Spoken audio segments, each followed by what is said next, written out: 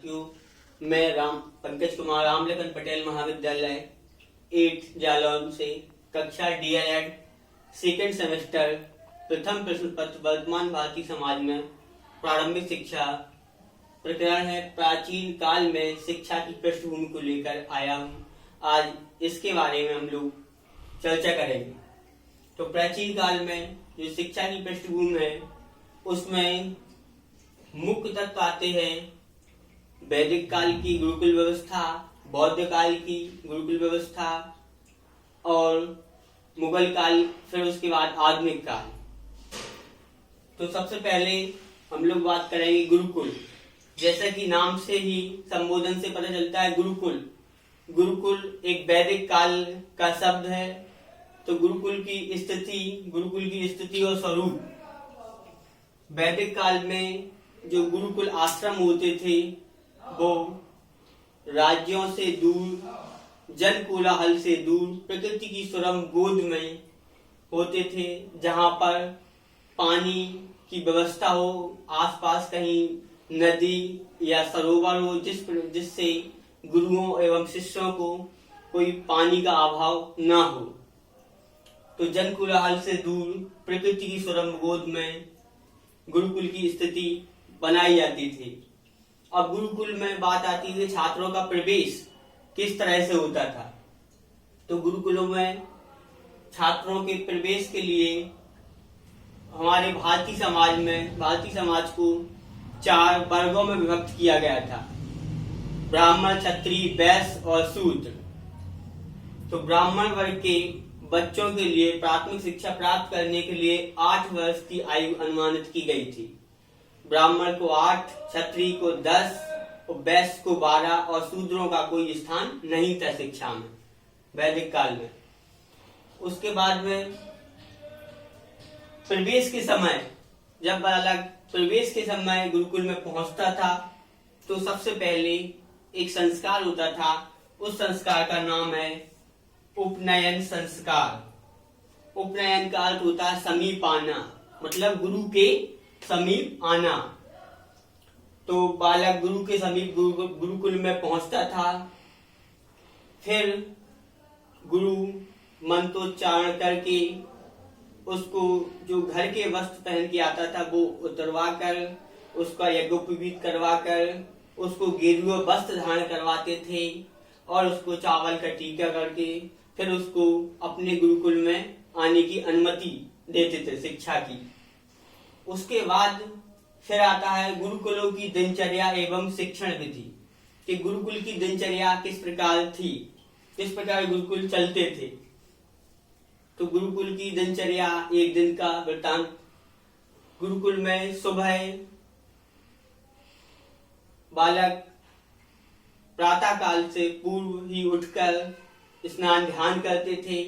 उसके बाद में बालक गुरु के लिए स्नान ध्यान की व्यवस्था करते थे और उसी में से जिस प्रकार से हम लोग एनसीसी में हम लोगों ने देखा होगा कि ग्रुप बन जाता है, 16 लोगों की टोली होती, 4-4 लोगों की, उसी प्रकार से गुरुकुल में ऐसी टोली बनाई जाती थी 4-4, 6-6 लोगों की, लड़कों की।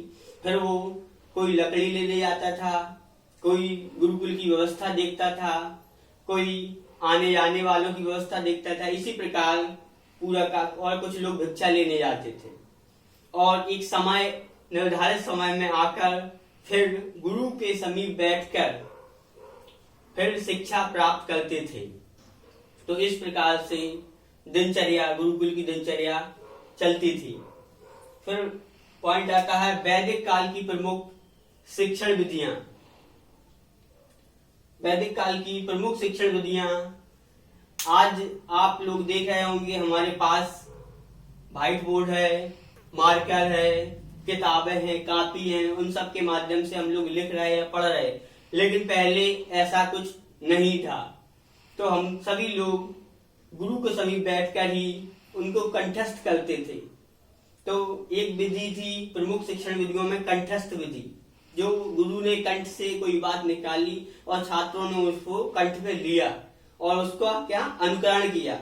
तो एक विधि थी अनुकरण विधि और आवृत्ति मतलब बार बार किसी चीज को दोहराना, उसको रटना, याद करना। तो वो आवृत्ति विधि थी। और एक विधि थी व्याख्या विधि, मतलब गुरु व्याख्यान करके बताते थे, फिर छात्र एक दूसरे की टोली बनाकर आपस में व्याख्यान करते थे, तो व्याख्या विधि। और एक विधि है प्रदर्शन एवं अभ्यास विधि।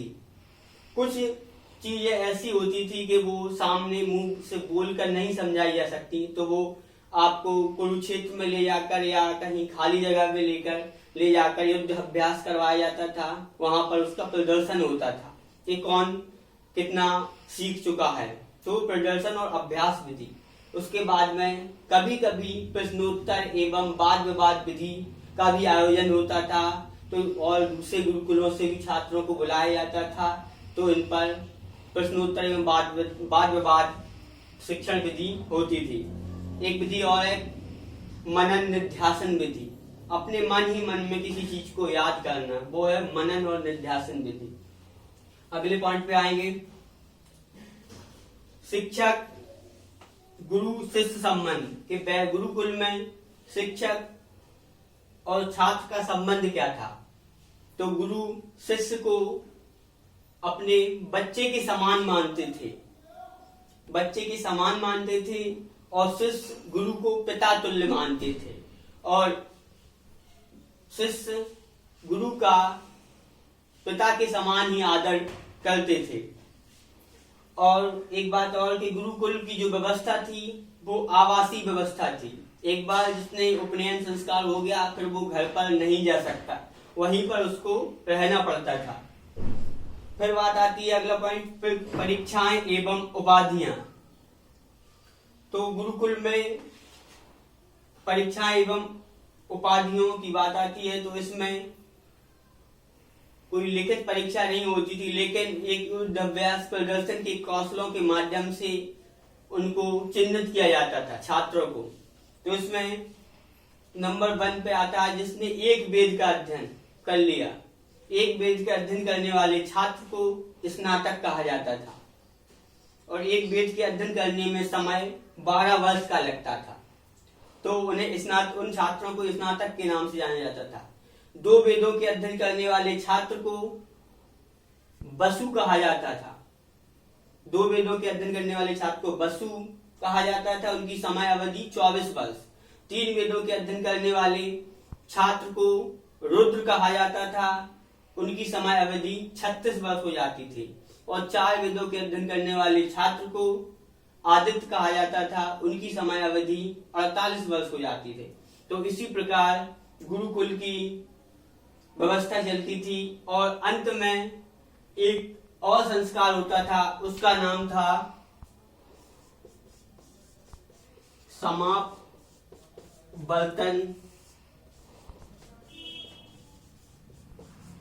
संस्कार। तो समावर्तन संस्कार की बात कर रहे थे। समावर्तन संस्कार एक महत्वपूर्ण संस्कार था। ये संस्कार जब होता था जब बालक गुरुकुल में सभी शिक्षाओं को पूर्ण कर लेता था, और फिर वो घर के लिए जब प्रस्थान करता था तब समावर्तन संस्कार होता था। समावर्तन संस्कार में मुख्य बात यह है कि छात्र अपने सामर्थ्य के अनुसार गुरु को गुरु दक्षिणा देता था, और गुरु उसको सत्य मार्ग पर चलने के उपदेश देता था, और अपने जीवन में धारण करने के उपदेश देता था। और छात्र उसके बाद गेरुए वस्त्र को उतार कर गृहस्थ जीवन के वस्त्र धारण करके अपने घर को प्रस्थान करता था। नमस्कार दोस्तों, अगले टॉपिक में फिर मिलेंगे। धन्यवाद। धन्यवाद।